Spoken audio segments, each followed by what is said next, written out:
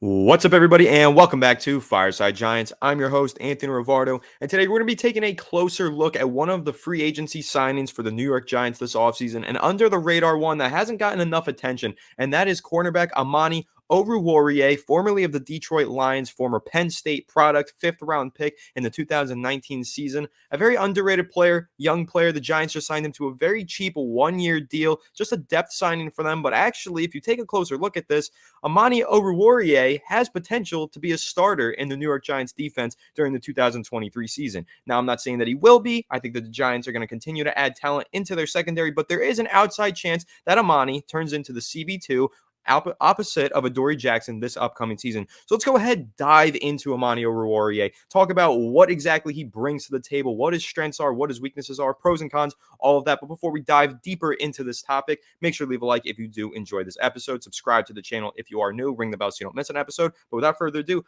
let's discuss Amani Oruwariye. Now, the New York Giants just signed him to a one-year, $1.23 million contract. His cap hit for this upcoming 2023 season is only $1.092 million. So, again, very cheap signing here for this cornerback that could potentially be your starting outside guy opposite of Adoree Jackson. Now, will he be? That remains to be seen. Of course, we still got the draft to come up. We still got plenty more free agency signings are likely on the way during the post-draft era of the offseason, going into training camp and everything. But let's talk about what the Giants have exactly in Amani Oruwariye. Now, again, like I mentioned, 2019 fifth-round pick, and he got better every single year in Detroit until 2022. He's coming off of a very poor 2022 season. This was by far the worst season of his career. But if you take a look at his stats in the seasons beforehand, he was a pretty decent player for the Detroit Lions. And in fact, he was turning into such a great player by his third season that Pro Football Focus wrote this article, and this is the headline of it. The progress of third-year corner Amani Oruwariye shows just how close the Detroit Lions are to turning things around. So there was that much confidence, that much hype in Detroit surrounding Amani Oruwariye before he had, again, a very poor 2022 season and ultimately left to sign with the New York Giants this offseason. Now, let's take a look at what his stats looked like in 2022. This season, he played in 14 games. He only started 5 of them, though. He only racked up 3 passes defended, 44 combined tackles. And if we take a look at his coverage stats, he also had 0 interceptions on the year, which is important to note because last season, 2021, he had 6 interceptions. That was one of the highest totals for any cornerback in the NFL. He was kind of a ball hawk turning into one in his third season before things kind of just fell off a bit in 2022. But this past season, again, only starting in 5 games, only playing in 14. He was targeted 50 times in coverage, let up 32 completions for a 64% completion percentage for 448 total yards, 14 yards per completion, and 2 touchdowns with a 106.1 passer rating. Now, that passer rating is not nearly as good as it was in 2021. In 2021, he only let up a 74.1 overall passer rating. So going up to a 106.1, that's a big difference. It's a 32-point difference in quarterback rating allowed against him. Not exactly what you want to see. So again, he's coming off of a weak 2022 season, but that's why the Giants are pretty much buying low and hopefully getting a real low risk, high reward player here because Amani Oruwariye, 6'2", 205 pounds, press man cornerback, plays great in a cover 3 on the outside or in the cover 1, likes to have that single high safety over the top. That's exactly the defense that the Giants play. So going from the scheme that he was playing in with the Detroit Lions coming over here to the New York Giants, the Wink Martindale defense is actually something that should feel pretty familiar to Amani Oruwariye because the schemes are very similar in the coverages that they play and the way that they play with their cornerbacks and their safeties. So you're going to see a lot of Xavier McKinney in his single high safety role playing in the cover 3, in the cover 1. And now you just might see Adoree Jackson on one side and Amani Oruwariye on the other side pressing wide receivers at the line of scrimmage. I like the idea of that. Again, not saying that this is the solution for the Giants. They don't need to add any talent to the position, but I do think that there is something here with Amani Oruwariye, who was really good entering his third season in the NFL, but this past year, everything just fell off. So why might it have fallen off? Well, the Detroit Lions, I mean, I like their coaching staff. They were a lot better this year than they have in the past, but I think that they did make some personnel changes around him. They did try to rely on a bit of a younger talent as well, kind of phasing Amani Oruwariye out for some reason. Again, he only started in 5 games, which was a career low for him.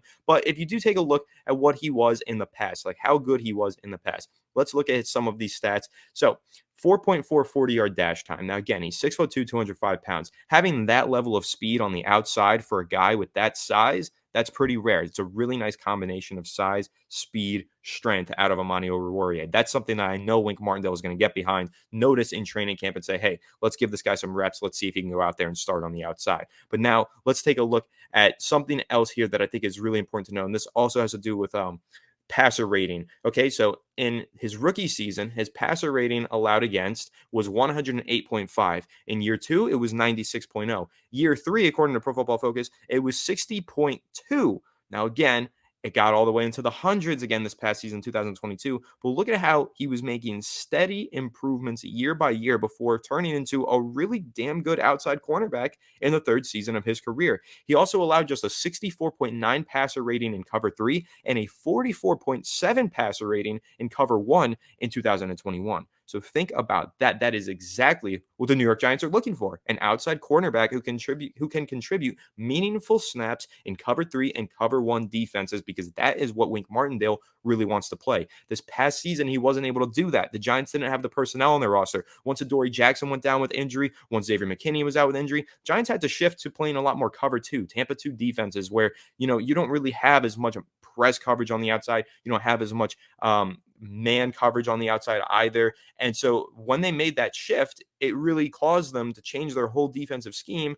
But now that they have a player like Amani Oruwariye, whether he becomes the starter or not, or if he's just a really solid backup for the New York Giants, say there's an injury at CB1 or CB2, Amani Oruwariye can step in and the Giants can maintain their form on defense. They can keep the same defensive scheme, run the same plays, run the same system that they've been running all season long. So for that reason alone, I really like this signing. And I think that this is a very underrated signing, because the Giants this offseason, taking a look at all the moves that they've made, yeah, they loaded up on firepower on offense. They bolstered their linebacker core with Bobby Okereke, right? They made a lot of good moves, top end moves. But what I've really been impressed by with the New York Giants this offseason is how they've just steadily accumulated a lot of depth, a lot of players that can fit into their systems, fit into their schemes, and kind of just pick up where whoever might get injured or whatever might happen, just pick up where they left off. And that's kind of the value in this Amani Oruwariye signing. Now, again, there's a lot of value considering he's still a young player. He still has a lot of potential. Maybe he returns to form like he was in 2021.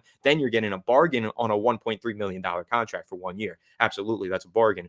But even if he doesn't reach that potential, doesn't return to form in the way that he was playing in 2021, if he still maintains being an average to slightly below player, okay, that's fine because it's a low cost, but he also still has the mold and the playing style to fit into the defensive scheme. So God forbid there's an injury on the Giants defensive starting lineup, he can just plug his way right into the starting lineup and the Giants don't have to change their whole defense around, because unfortunately that's what happened to them last season. They really got caught up during the second half of the year, forcing themselves to make a lot of schematic changes that they didn't want to make, but they had to because of injury. So again, looking at what Joe Schoen and the Giants, Brian Daboll, everybody's been doing this offseason, I've been very, very impressed with how they've just been slowly but steadily working in some solid depth on the bottom half of their roster. And I think that Amani Oruwariye, at the very least, is solid depth. But I do think there is starting potential here. Again, you take a look at that 2021 season where he was really starting to come into his own, starting to turn into one of the best young cornerbacks in the NFL. Right now, I mean, you're talking about a young guy anyway. He's only 27 years old. He's not past his prime by any means.